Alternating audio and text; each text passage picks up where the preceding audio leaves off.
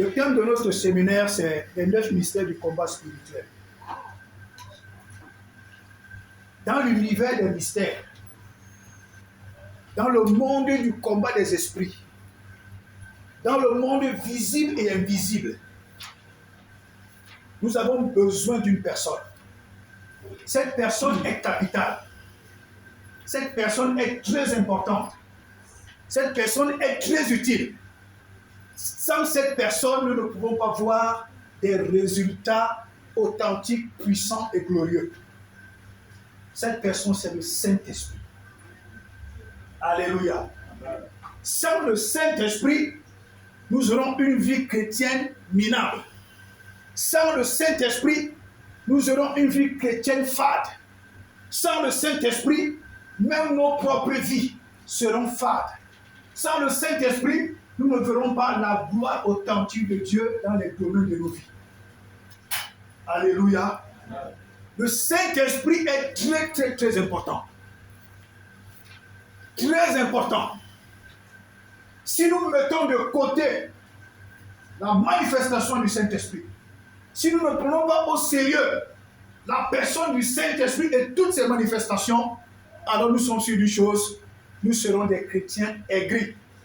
Des chrétiens qui vont se contenter du juste. Et ils vont appeler le juste la bénédiction. Le Saint-Esprit amène quelque chose qui va étonner les gens. Le Saint-Esprit vient concrétiser des choses qui vont susciter l'étonnement dans ta vie. C'est le Saint-Esprit qui fait ce genre de choses. Aujourd'hui, beaucoup d'enfants de Dieu confondent il pleut sur le toit du méchant comme sur le toit du bon, avec la bénédiction. C'est la bénédiction de Dieu qui enrichit. Elle ne se suit d'aucun chagrin. Ça veut dire que la richesse que les satanistes ont, ce n'est pas la bénédiction de Dieu. La richesse qu'on se fabrique, la richesse qu'on reçoit, parce qu'on a tué son père, parce qu'on a tué sa mère, parce qu'on a vendu son enfant, parce qu'on a vendu son cousin, parce qu'on a vendu son frère, parce qu'on a vendu sa soeur. Bref, la richesse qu'on reçoit parce que tu as tué quelqu'un, ce n'est pas une bénédiction. C'est un malheur. Un gros malheur. La preuve, Caïn et Abel. Quand Caïn a versé le sang de son frère, Dieu a fait quoi? Dieu l'a maudit, une malédiction éternelle. Alléluia. Nous avons besoin de la personne du Saint-Esprit. Pas seulement le Saint-Esprit, nous devons soupirer aux manifestations puissantes du Saint-Esprit. Nous devons soupirer à ça tous les jours. Sinon, nos vies seront des vies de mendiants. Tu vas te contenter du juste. Le juste, ce n'est pas la bénédiction. Avec ce juste-là même, dès que tu payes la maison, tu ne t'en sors plus. Dès que tu payes la lumière, tu ne t'en sors plus. Dès que tu prends le Uber 3 fois, le salaire est fini. Ce n'est pas ça la bénédiction. La bénédiction, c'est avoir au-delà, pourvoir à tous tes besoins, pourvoir encore aux besoins de ceux qui viennent te voir. Il va encore voir quoi? Un reste. C'est ça quoi? La bénédiction.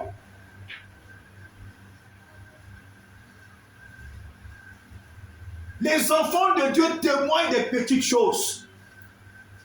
Aujourd'hui, ils témoignent de la petite chose. 2 mois, ils témoignent de la petite chose. Après 6 mois, ils viennent témoigner, c'est toujours des petites choses. Après 1 an, 2 ans, ils témoignent, c'est toujours des petites choses. Est-ce que Dieu ne fait pas des grandes choses? Le Saint-Esprit fait des grandes choses. Le Saint-Esprit fait des choses au-delà même de notre entendement.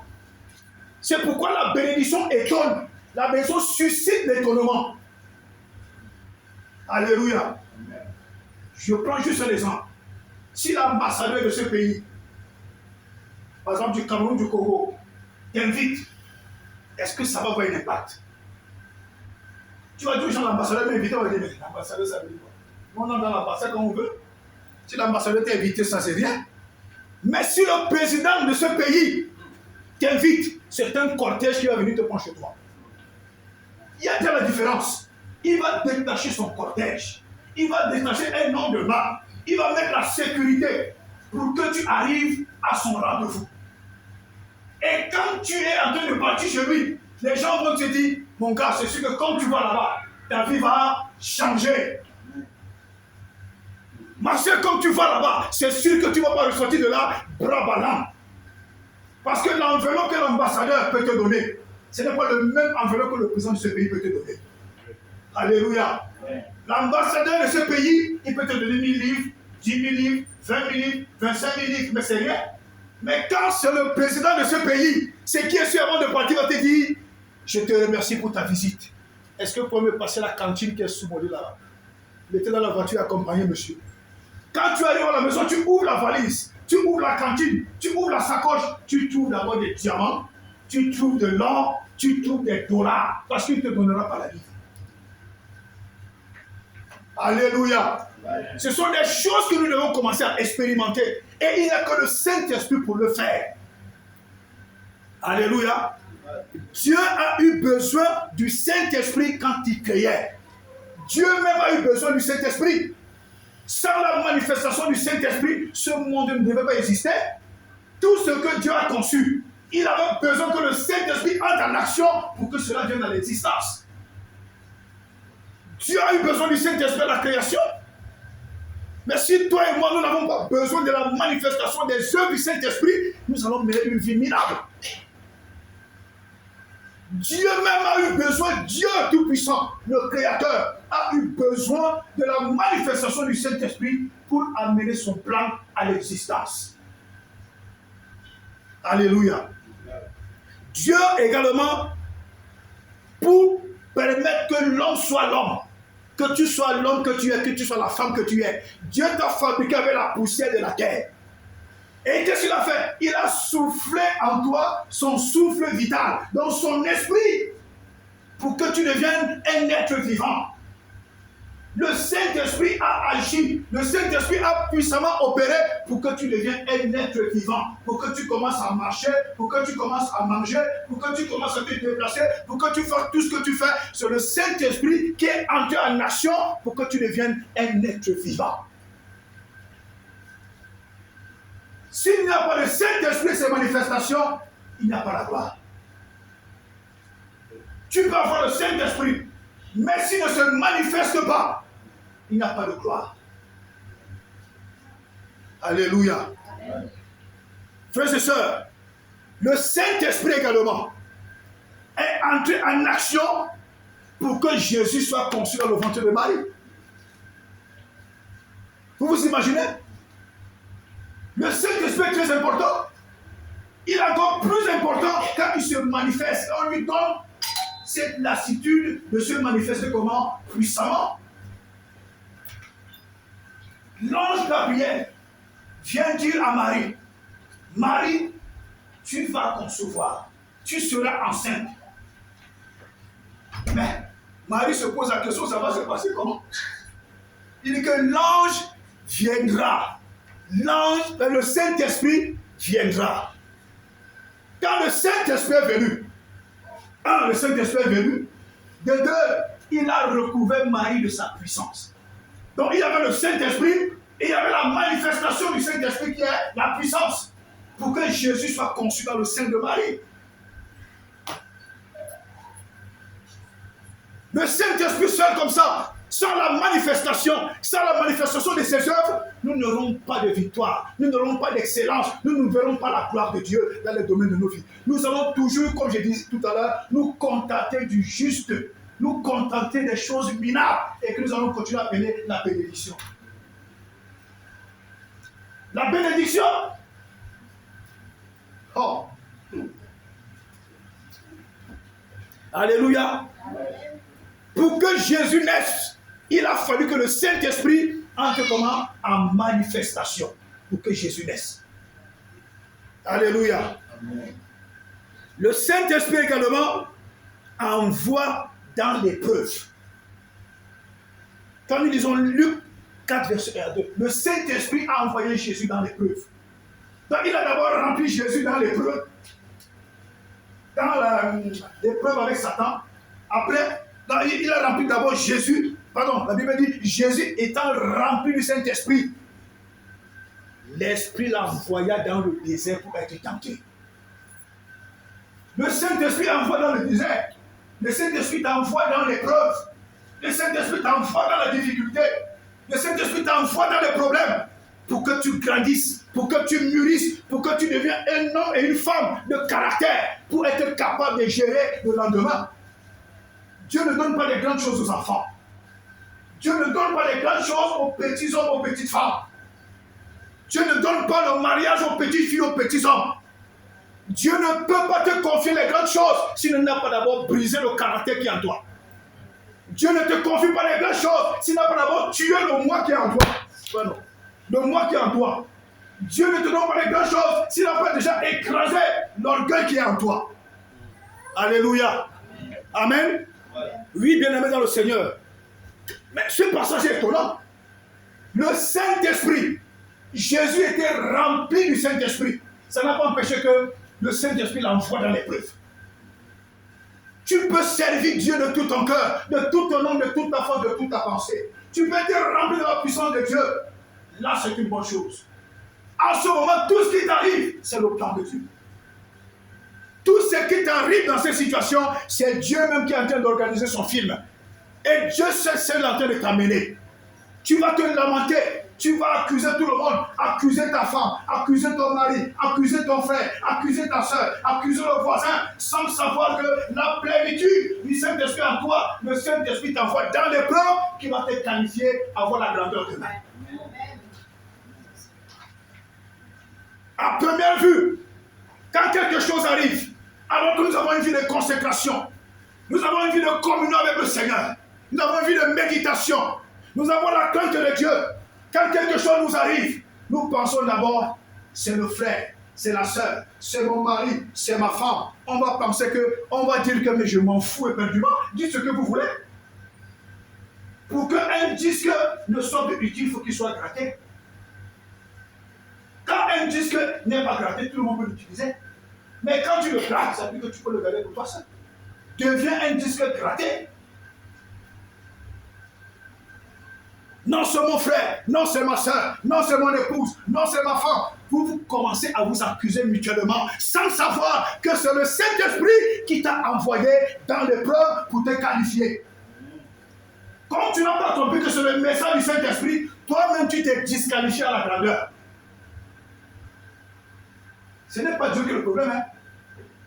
Parce que tu as mal interprété l'épreuve, parce que tu as mal compris l'épreuve, parce que tu n'as pas compris que c'est le Saint-Esprit qui t'envoie dans l'épreuve pour te qualifier à la gloire. Toi-même, tu te disqualifies. Tu te disqualifies. Tu commences à accuser tout le monde, tu accuses le ciel et la terre. Or, le Saint-Esprit t'envoie où? Dans l'épreuve. Jésus était rempli du Saint-Esprit. Mais c'est le même Saint-Esprit qui l'envoyait dans l'épreuve, dans le désert pour rencontrer qui? Satan. C'était pourquoi? C'était pour que Satan comprenne que Jésus est incorruptible. Il a tout proposé à Jésus, jusqu'à la gloire.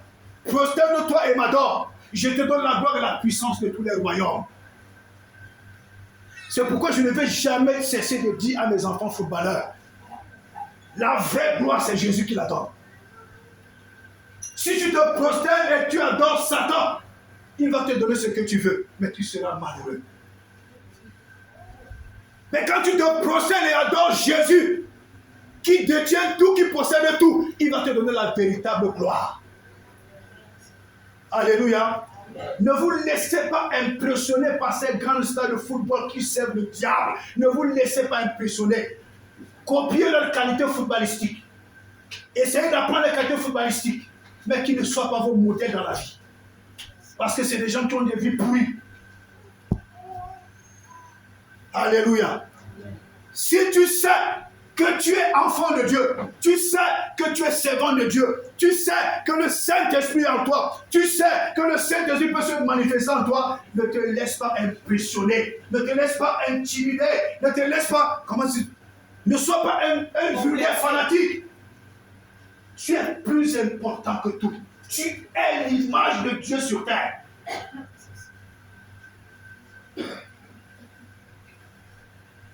Alléluia. Le Saint-Esprit envoie dans l'épreuve. C'est ce matin que j'ai changé l'enseignement. Quand la modératrice a commencé, elle est arrivée au niveau du Saint-Esprit, j'ai dit, mais elle ne s'arrête pas, elle a continué, j'ai dit, Seigneur, c'est la confirmation du message. Le Saint-Esprit envoie dans l'épreuve. Si tu as une vie de désordre, quand les épreuves t'arrivent, tu n'as qu'à en prendre à toi-même. Mais si tu sais que tu as une vie de consécration, une vie de crainte de Dieu, une vie de méditation, une vie de prière, sache que ce qui t'arrive, c'est le Saint-Esprit qui t'envoie dans l'épreuve. Arrête d'accuser ton frère, arrête d'accuser ta soeur, arrête d'accuser ton époux, arrête d'accuser ton épouse.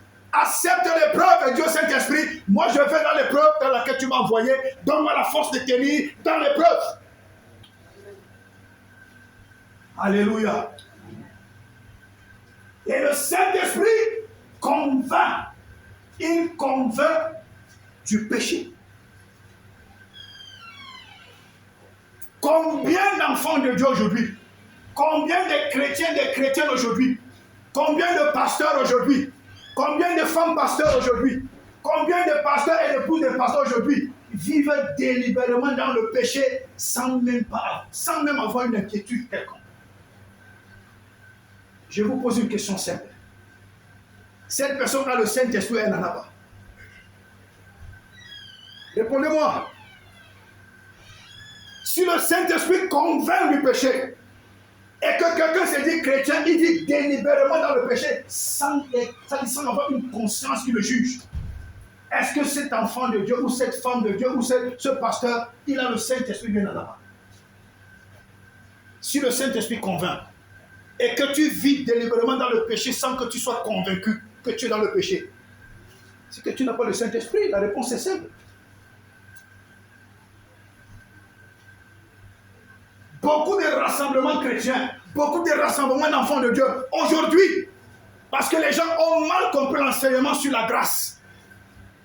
Des chrétiens, des pasteurs, des épouses de pasteurs, des femmes pasteurs, vivent délibérément dans un péché que Satan même ne peut pas vivre dedans. Mais ils n'ont aucune inquiétude. Ils n'ont aucun remords. Qui va dire, tu es dans le péché.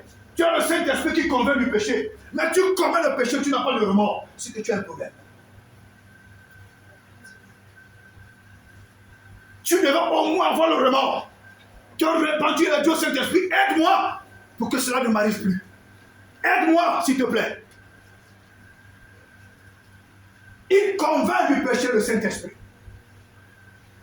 J'ai suivi une prédication ce matin quand je me suis levé et l'explication de cette dame m'a touché.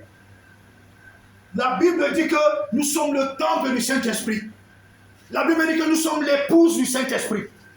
Mais comment tu vas prendre le temple du Saint-Esprit? Tu l'amènes délibérément dans le péché. Comment tu vas prendre le temple de Dieu? Tu l'amènes délibérément dans la souillure. Comment tu vas prendre le temple de Dieu? Tu l'amènes délibérément dans la pourriture. Et tous les jours, tu dis à Dieu, bénis-moi, je vais avoir la grandeur. Mais le Saint-Esprit n'est pas en toi. Il faut que tu aies le Saint-Esprit. Il faut qu'il ait le temps de bien se mouvoir en toi. Et il faut que la puissance ajoute au Saint-Esprit pour que les grandes choses commencent à s'accomplir dans ta vie.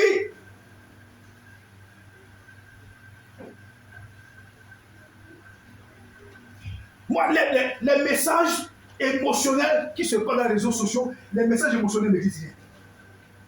Et vous voyez, c'est ce genre de message que les chrétiens, ils mettent des commentaires, ils mettent des likes, ils publient les messages émotionnels.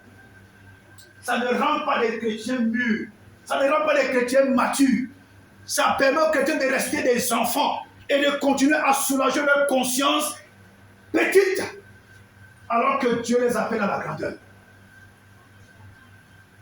Il faut éviter tout ce qui vous amène à la médiocrité. Il faut éviter tout ce qui veut vous imposer la médiocrité. Il faut éviter tout ce qui veut vous empêcher d'accéder à la grandeur. Parce que sans la manifestation du Saint-Esprit, sans la manifestation de la puissance du Saint-Esprit, nous n'aurons pas de grandes choses dans nos vies. Alléluia. Amen. Alléluia. Amen. Oui, bien-aimé dans le Seigneur. Va dans les réunions chrétiennes.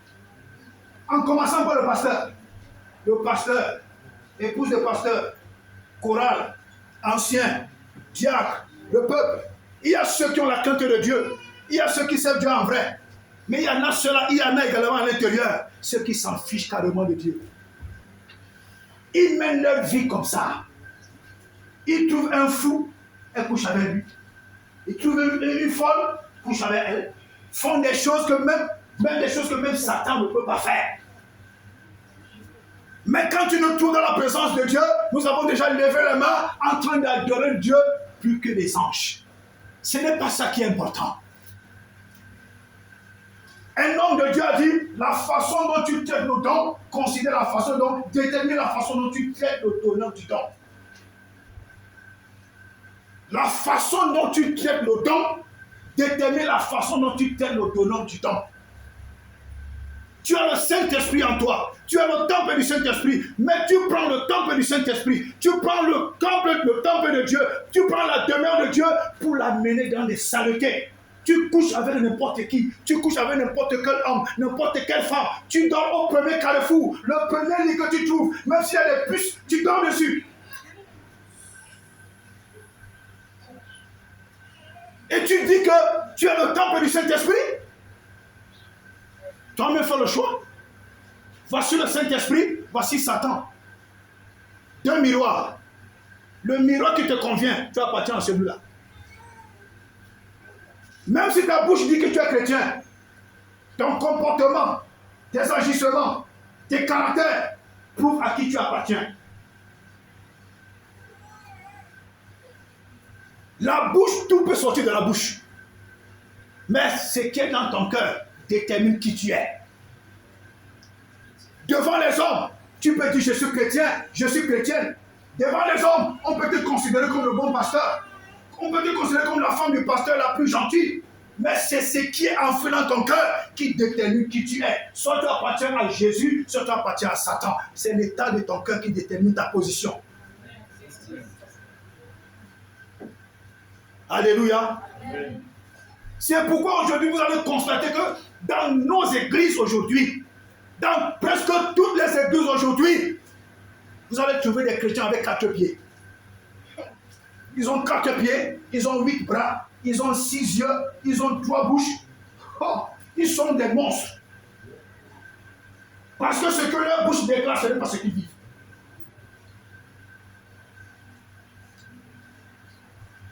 Alléluia. Sans le Saint-Esprit et ses manifestations et sa puissance, frère, tant que les œuvres de la chair ont la domination sur nous, nous n'aurons jamais l'excellence. Nous ne verrons jamais la gloire authentique de Dieu. Nous allons nous contenter du minimum et nous allons continuer à appeler ça la bénédiction.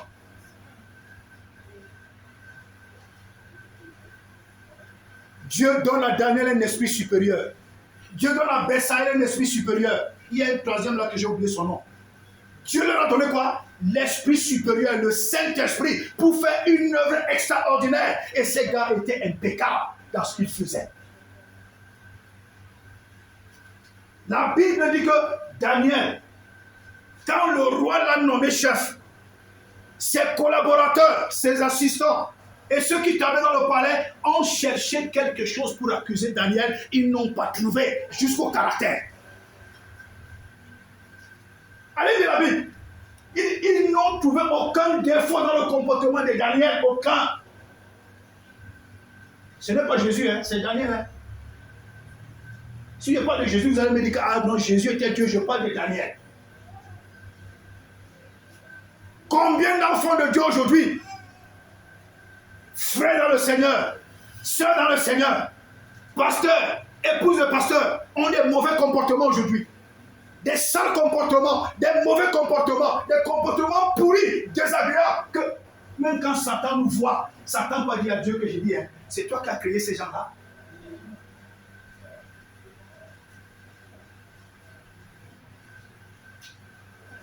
Même à l'extérieur, les gens nous accusent avec raison.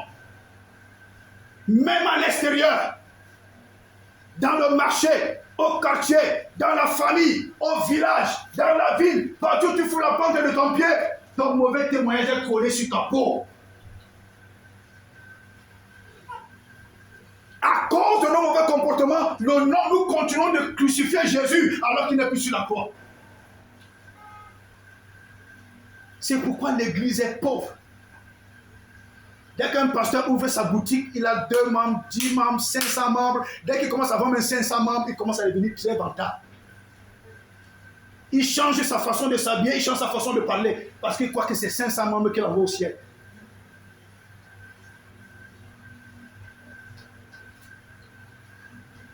Dieu Tout-Puissant, il avait le conseil avec ses anges. Certainement, il attendait que chaque ange lui fasse le rapport de la journée. Même au ciel, il y a la discipline. Dieu qui est Dieu, il met la discipline au ciel. Si nous les hommes, nous ne mettons pas de discipline, n'attendons pas de grandes choses. Dieu ne met pas la discipline dans la pourriture. Dieu ne met pas la bénédiction dans l'indiscipline. Dieu ne met pas la grandeur dans l'indiscipline. Dieu ne laisse pas descendre la grandeur là où les traîtres vivent comme des petits cochons. Dieu n'est pas bête. Dieu envoie la gloire, il envoie la bénédiction, il envoie la grandeur là où il trouve la discipline. Il dit à Satan, mais attends, tu sors d'où là? Satan dit, mais j'étais me balader depuis. Et je suis arrivé aussi. C'est vrai, j'étais désobéi, laisse-moi quand même pas à la réunion. Lui, il venait accuser Job. Le gars venait accuser Job. Comme les anges parcourent la terre pour faire le rapport à Dieu, Satan parcourt la terre pour voir les éléments sur lesquels il va aller nous accuser devant Dieu. Prends même ton Uber, va faire tes bêtises à Alexandrie. Satan va te trouver là-bas. Prends le Uber, va faire tes bêtises même à New Kero. Satan est là-bas, il va te voir. Il va tout enregistrer, il va aller t'accuser. Mais seulement en accusant Job, Job n'avait pas un élément de condamnation. Si Job avait un élément de condamnation, il passait.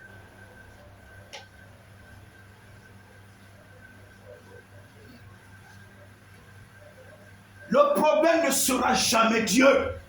Le problème, c'est nous. Dieu a tout rendu possible. Tout est accompli. J'ai porté la honte. J'ai porté l'ignominie. J'ai porté l'opprobre. J'ai porté la pauvreté. J'ai porté les maladies. J'ai porté le célibat. J'ai porté la disgrâce. J'ai tout porté. Je les ai cloués à la croix. J'ai été ressuscité et tout est accompli pour la grandeur. Pourquoi vous n'avez pas de grandeur? Le problème, c'est vous-même. Mirez-vous très bien.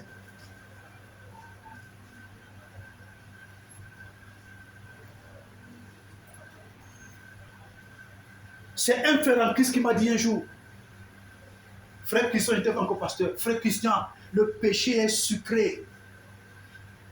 Le péché est très sucré. Mais c'est une tombe. Le péché est très sucré, mais c'est une fausse sceptique. Le péché fait sentir ta vie mauvaise.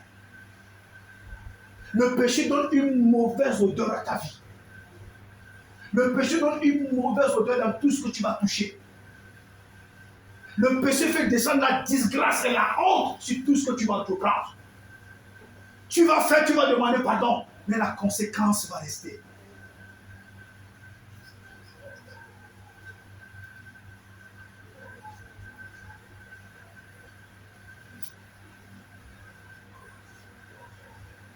Alléluia. Alléluia. Ouais. Frère, ce sont ces choses qui empêchent la manifestation du Saint-Esprit dans toute sa plénitude.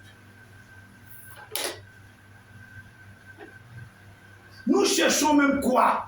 Nous voulons quoi? Les sensations de la chair, les sensations émotionnelles, les sensations qu'après 2 minutes là, dès que tu as fini là 2 minutes, tu as porté le poids de 10 ans sur ton dos. À cause de 2 minutes. Et puis tu vas accuser tout le monde. Tu vas accuser les sorciers. Oh, tu es ton propre sorcier. Tu es ta propre sorcière. Tu prends un temps de prière. 1 mois, 2 mois, 3 mois, 1 an, 6 ans, 7 ans. Dieu sait que c'est la 8e année. qui te fait accéder à la grandeur, la vraie grandeur, c'est à un pas. C'est là où tu vas coucher avec n'importe qui. Poum! Tu as tout tué. Parce que tout ce que tu as emmagasiné, tu as transmis ça à la personne. Et la personne, ça transmis, ça va. Je me dis toujours quelle est la chose qui rend les hommes, les êtres humains aussi bêtes au point où ta vie n'est pas importante.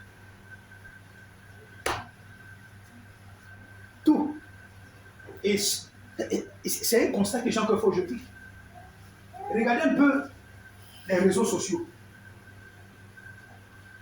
Les Maliens, les Kenyans, les Nigérians, ils ont leur façon, ils ont des choses qu'ils publient. Mais venez voir ce que les Camerounais publient. Des choses que même Satan ne peut pas publier. C'est comme si au Cameroun, les gens ne grandissent pas dans leur tête. Tu as 6 ans, tu parles du sexe. Tu as 15 ans, tu parles du sexe. Tu as 25 ans, tu parles du sexe. Tu as 50 ans, tu parles du sexe. Tu as 70 ans, tu parles du sexe. L'héritage que tu laisses, c'est le sexe et la honte à tes enfants.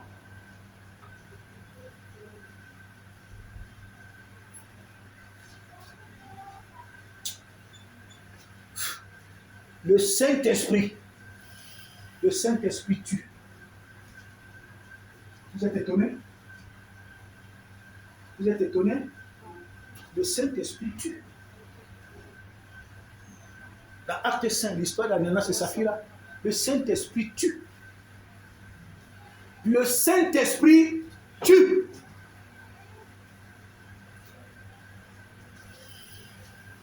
Ananias et Saphira, ils sont morts physiquement.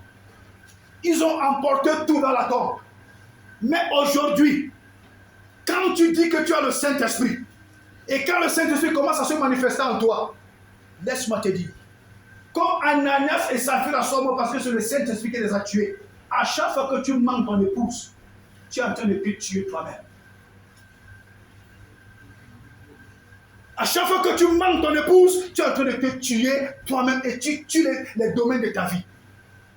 À chaque fois que la femme manque son mari, elle est en train de se tuer elle-même et elle est en train de tuer sa destinée. À chaque fois que tu manques, à chaque fois que tu manques délibérément, à chaque fois que tu fais quelque chose de mauvais, tu es en train de te tuer toi-même. Au lieu que le Saint-Esprit soit productif dans ta vie, il te provoque la mort. Je dis souvent aux gens, lisez bien vos Bibles. Faites attention à ces pasteurs qui vous vendent le rêve, qui vous disent seulement que Dieu est tellement amour que Dieu ne se fâche pas. Mais ça ne va pas, non. Ce sont des pasteurs qui veulent seulement avoir beaucoup de membres. Considère la bonté et la sévérité de Dieu. Donc Dieu est bon et Dieu est sévère. Si c'est le Dieu qui a tué Uza, c'est le même Dieu qui n'a pas changé.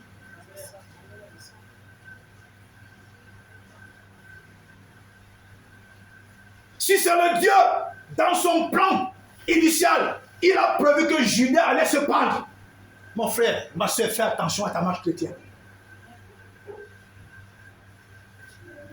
Aujourd'hui, tu peux porter la Bible. Demain, tu peux porter la Bible. Tu peux chanter pendant des années. Mais au sortir de ta vie, tu te penses toi-même.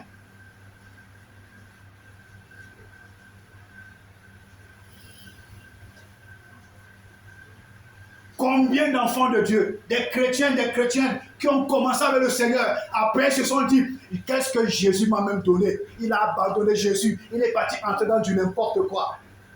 Des bêtises où les gens disent que la Bible, même si la Bible a été trafiquée, est chanson de vie. Des gens qui trouvent toutes les raisons pour dire que la Bible n'est pas vraie. Ils font tellement de grands séminaires, mais eux-mêmes, ce sont des pauvres types. Faites attention à votre démarche chrétienne.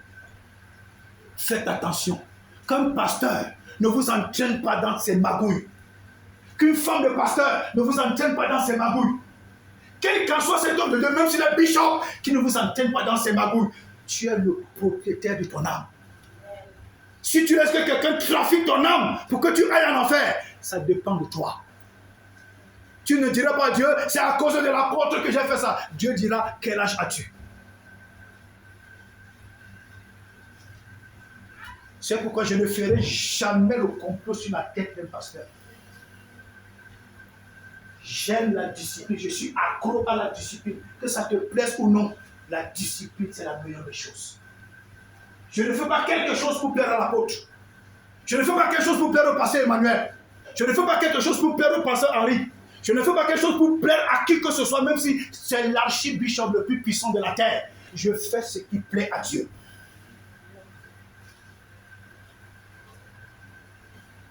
Alléluia. Faites attention à votre image chrétienne.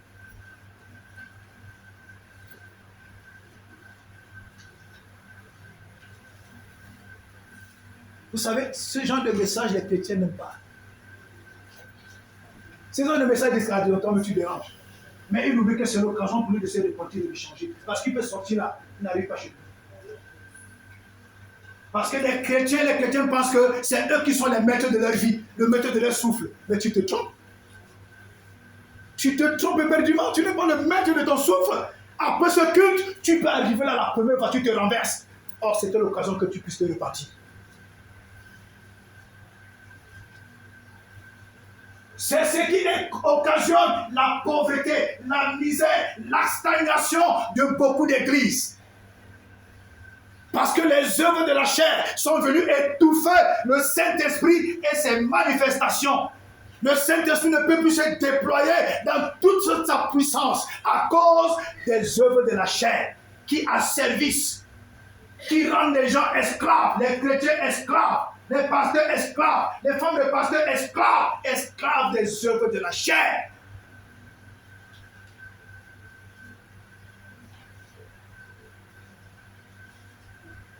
Frères et sœurs, vous croyez que c'est en vain que Jésus dit ces deux mots? Lui qui était riche, il s'est appauvri afin que nous soyons enrichis. 1. Et à la croix, il dit, tout est accompli. Tout est accompli.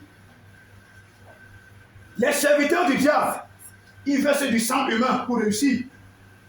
Mais nous, Jésus a donné son sang. Il a versé son sang. Donc nous avons la capacité avec le sang de Jésus de racheter tout ce que le diable nous a volé. Mais pourquoi nous n'arrivons pas jusqu'à ce point, à ce que nous puissions vivre la gloire authentique de Dieu? Mais c'est parce que les œuvres de la chair ont le pouvoir sur nous. Les œuvres de la chair nous ont assujettis.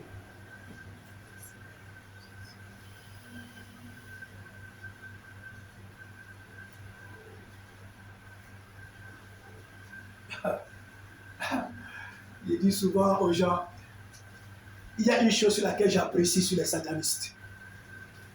Il y a un truc que j'apprécie chez les satanistes. Le satanisme ne fait pas de sexe par plaisir. Le satanisme ne fait pas le sexe par plaisir ou parce que tu vas jouir, il s'en fout de ça.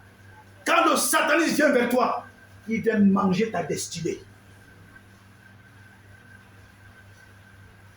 Il vient manger ta destinée. Mais tu vois aujourd'hui,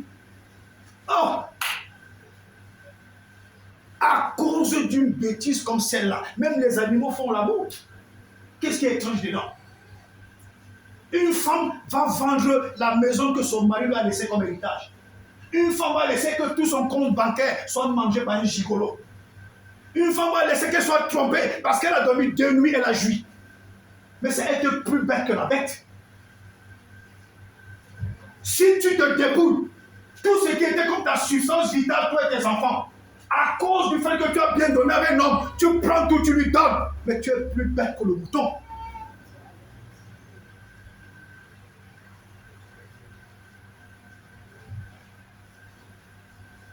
Aucun homme ne doit passer avant tes enfants. Aucune femme ne doit passer avant tes enfants. Quand quelqu'un t'a mis ce genre d'aventure, chasse-le. N'importe quoi.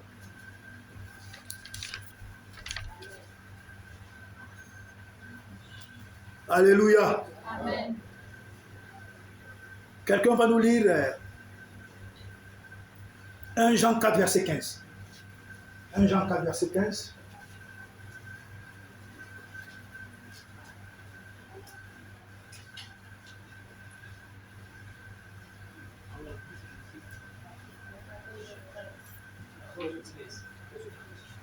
Quelqu'un m'a dit 1 Jean 4, verset 15.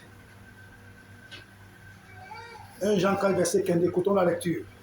1 Jean 4, verset 15. Oui. Si quelqu'un reconnaît que Jésus est le Fils de Dieu. Si quelqu'un reconnaît que Jésus est le Fils de Dieu, Dieu demeure en lui. Dieu demeure en lui. Et lui en Dieu. Et lui en Dieu. Que Dieu te bénisse, tu peux t'asseoir. Si quelqu'un reconnaît que Jésus-Christ est le Fils de Dieu, Dieu demeure en lui et lui, il demeure en Dieu. C'est-à-dire, en temps normal, quand tu reconnais que Jésus est Fils de Dieu, quand Dieu vient demeurer en toi, le Saint-Esprit est déjà en toi. Maintenant, tu dois travailler dans la prière, dans la méditation, dans la crainte de Dieu. Tu dois commencer à travailler pour que le Saint-Esprit commence à se développer en toi. Et quand le Saint-Esprit commence à se développer en toi, il commence à t'imposer le caractère de Dieu. Quand le Saint-Esprit commence à se développer en toi, il commence à t'imposer le comportement de Dieu, le caractère de Dieu, la parole de Dieu, la façon de parler.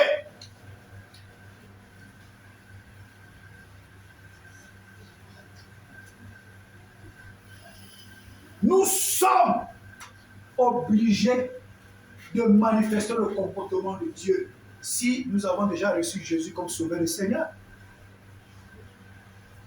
Mais où est le caractère de Dieu? On ne le voit nulle part. On ne le voit nulle part. Tout ce qu'on trouve en nous là, dedans, comme c'est hier que je méditais, et je me suis dit, mais attends, est-ce que les gens sont en train de voir ce que je vois? Cette affaire d'anniversaire, mais c'est devenu quelque chose de terrible. Hein? Cette affaire d'anniversaire, ça a pris une ampleur terrible. Hein? Quelqu'un, tu peux l'empêcher de partir à l'église, il ne va pas se fâcher. Hein? Mais il n'organise pas son anniversaire, il ne va plus te parler.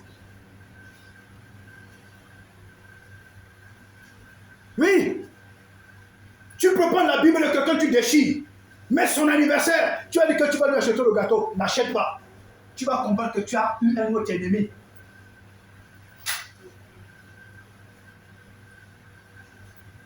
Nous devons avoir le caractère de Dieu. Manifestons le caractère de Dieu. Le caractère de Dieu, c'est quoi? L'amour du prochain. Tu dois aimer ton prochain. Il t'a fait des misères, ok. Il t'a attristé, ok. Mais il faut bien qu'il y ait un temps pour que vous enterrez la hache de guerre. Parce que des chrétiens qui vivent dans une semaine, 1 mois, 3 mois, 6 mois de mésentente. Mais attends, vous êtes des marabouts, vous êtes des sorciers.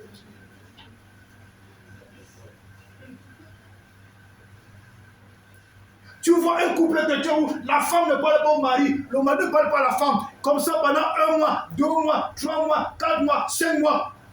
Et on dit qu'on est enfant de Dieu, on dit qu'on a le Saint-Esprit. Non, ça c'est du maraboutage. C'est du vampirisme. Des petits vampires qui se rassemblent, au lieu de ressembler à Dieu, ils ressemblent à Satan. Donc nous avons des réunions, on dit qu'on vient louer Dieu, alors que Satan a dit louez-moi. Quand je regarde vos cœurs, tout ça vous m'appartenez. Ce peuple, mon nom des lèvres, c'est en vain qui me rend un culte. Pourquoi? Parce que leur cœur est éloigné de moi. Des rassemblements chrétiens sans Dieu, des rassemblements de prières, Dieu n'est pas dedans. Des programmes de prière, Dieu n'est pas dedans. Des grands programmes de séminaires, Dieu n'est jamais dedans. À cause de quoi? L'état du cœur. L'état du cœur du pasteur, l'état du cœur de la femme du pasteur, l'état du cœur des anciens, l'état du cœur des diacres, l'état du cœur des évangélistes, l'état du cœur des chrétiens. Dieu dit, qu'est-ce que je vais aller faire dans ce rassemblement des petits vampires? Et Dieu reste chez lui. Et quand le culte est fini, le culte était comment? Oh, le Seigneur nous a bénis aujourd'hui. Non, vous avez écouté une parole émotionnelle. Vous n'avez pas été bénis. C'est vos émotions qui ont été bénies, pas vous.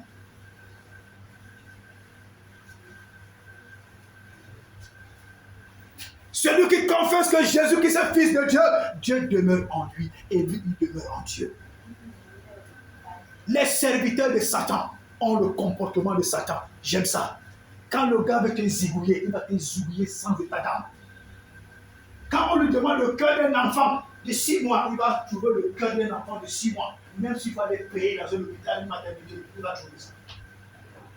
Quand on lui demande le tibia de quelqu'un de 40 ans, il va trouver le tibia de quelqu'un de 40 ans. Les serviteurs de Satan, ils servent fidèlement leur maître. Mais les serviteurs de Jésus, quelle honte! Quelle honte! Au point où c'est Satan lui-même qui va dire à Jésus, n'est-ce pas, tu te vantais? Regarde les gens qui te servent, regarde le cœur. Il n'a rien de toi dans le cœur. Il n'a rien de toi dans le cœur. C'est pourquoi Jésus a dit, le prince de ce monde arrive. Moi, je suis en train de partir. Il n'y a rien de lui en moi. Jésus a dit qu'il n'y a rien de Satan en moi. Je suis en train de partir. Ça veut dire quoi? Quand il y a quelque chose de Satan en toi, tu appartiens à Satan. Tu dois tout faire pour laver ton cœur tous les jours. Tu dois tout faire pour que la haine ne soit pas dans ton cœur. Tu dois tout faire pour que le mépris ne soit pas dans ton cœur. Tu dois tout faire pour que les murmures ne soient pas dans ton cœur. Tu dois tout faire pour que tu ne sois pas artisan des complots.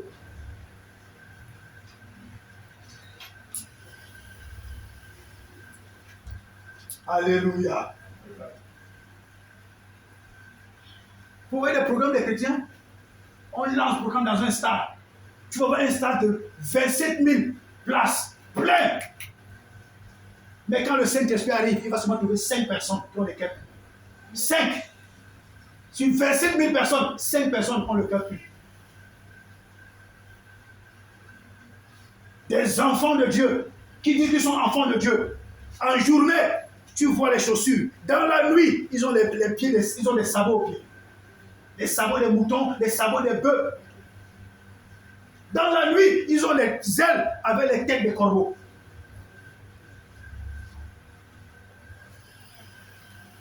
Il y a un homme de Dieu dans une église au Cameroun, une église de plus de 3000 membres. Un jour, le doyen de cette église est assis comme ça en train de méditer, et le Saint-Esprit lui dit, quand tu vois l'église là, tu vois que combien de personnes vont être sauvées dans cette église. Dans sa méditation, il dit au Saint-Esprit, tout le monde sera sauvé. Le Saint-Esprit dit, va dans la méditation, je vais te répondre. Il a pris 1 semaine de prière et de méditation. Et une nuit, pendant qu'il dort, le Saint-Esprit ouvre ses yeux. Le Saint-Esprit l'amène à l'église.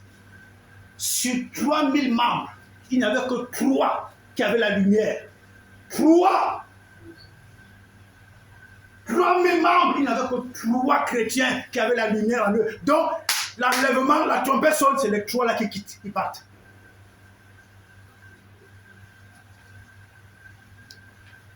Ne te trompe pas toi-même. Celui qui vous a dit que le chrétien ne part pas en enfer, allez bien lire la Bible. Allez bien méditer la Bible. Je ne connais pas flatter. Je dis que même si c'est le pasteur le plus qui a toute la connaissance du monde, il y a les versets bibliques là que lui ne connaît pas. Il dit ce qu'il connaît. Il y a des choses enfuies là. C'est un livre scellé. Il y a les trucs enfuis là-dedans que si le Saint-Esprit ne t'amène pas là-bas, tu vas vivre quand tu veux, tu crois que tu seras sauvé. Le dernier jour, tu vas passer en enfer. Un homme de Dieu puissant, il est encore vivant. Dieu le prend en rêve. Dieu lui fait vivre le jugement, le film du jugement. Et il était en route, il était en rang, pardon. Et les gens, il y avait 2 portes. Une porte ici, une porte là-bas. La porte du ciel et la porte de l'enfer. Et devant la porte du ciel, il y avait un ange qui jouait à un piano. Quand tu arrives devant l'ange, l'ange joue le piano et le son que le piano émet détermine la qualité de vie que tu as menée. Et alors quand l'ange joue, le son est bon, la porte du paradis s'ouvre, tu entres. Quand tu arrives devant l'ange, il joue un son là. Dès que le son, la porte de l'enfer s'ouvre, l'ange te dit, va de ce côté. Et cet homme de Dieu, il est vivant, Dieu est puissant. Il arrive à son tour. grand homme de Dieu, puissant homme de Dieu, que toute la terre adore, toute la terre aime, toute la terre veut l'écouter. Il dit que quand il est arrivé devant l'ange, l'ange a d'abord froissé son visage. Il a senti que c'est mauvais pour lui. L'ange a commencé à jouer. Les sons que le piano émettait étaient tellement désagréables. Et l'ange lui pose la question. Tu crois que tu vas passer par là? Tu ne peux pas entrer au ciel. C'est l'endroit là qui est bien pour toi. Mais je t'accorde le bénéfice de doute. Va sur la terre, change ton évangile. Quand il est revenu en lui, il a changé l'évangile. Quand vous lisez Apocalypse de Jean, les trois derniers chapitres, vous allez comprendre que le paradis n'est pas une garantie pour le chrétien. Ne vous trompez pas. Le paradis n'est pas une garantie. C'est ta façon de vivre qui te garantit le paradis ou l'enfer. Lisez bien l'Apocalypse. Lisez bien le chapitre 19, 20, 21, 22. Lisez bien. Méditez. Vous allez comprendre.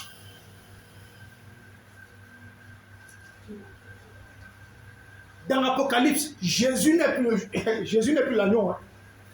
Il n'est plus l'agneau. Le sang de Jésus ne travaille plus dans l'Apocalypse. Dans l'ail. Il y a des livres ouverts. Il y a un livre. Dans le un livre là, c'est là que se trouvent les noms de ceux qui doivent être au paradis. Dieu dit à Moïse, Moïse, tu me dis d'effacer ton nom dans mon livre.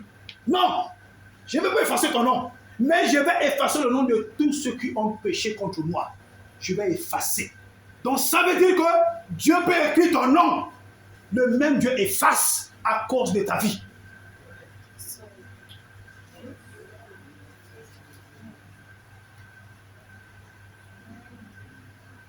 Les hommes pensent qu'ils peuvent manipuler Dieu. Dieu n'est pas manipulable. Dieu n'est pas dans la mentalité des hommes. Où X, Y, 1 plus 2 égale 4. C'est-à-dire qu'ils calculent Dieu. Ils prennent Dieu, ils mettent dans les équations. Mais c'est être malade. Dieu est intransigeant avec sa parole.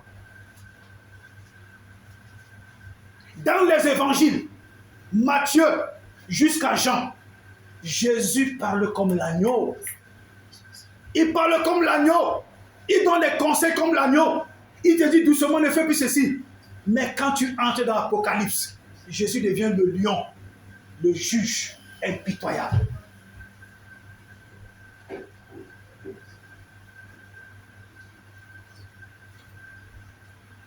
Déjà, si sur terre, à cause de nos mauvais comportements, nous sommes en train de vivre un petit enfer.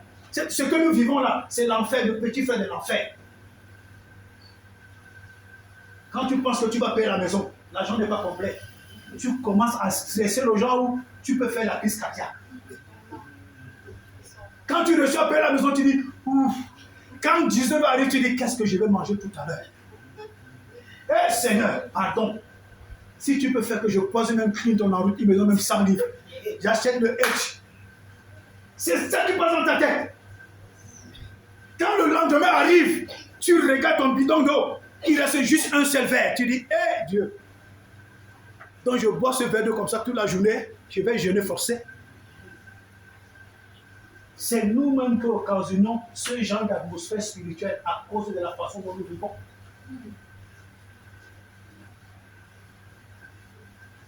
Alléluia. Dieu dit dans Acte 1, verset 8, qu'il va nous donner une puissance. Le Saint-Esprit, survenant sur nous, pour que nous soyons des témoins. Et dans Acte 2, cela s'est manifesté lors de le jour de la Pentecôte. Mais attendez, Dieu ne ment pas. Dieu ne ment pas. Quand les apôtres ont été remplis le jour de la Pentecôte, les gars ont commencé à témoigner de Jésus. Le zèle a augmenté. Ils ont commencé à témoigner de Jésus. À un moment, les principaux sacrificateurs, les Sadducéens et quelques anciens On dit, mais attendez, les gens se sont en train de convertir beaucoup.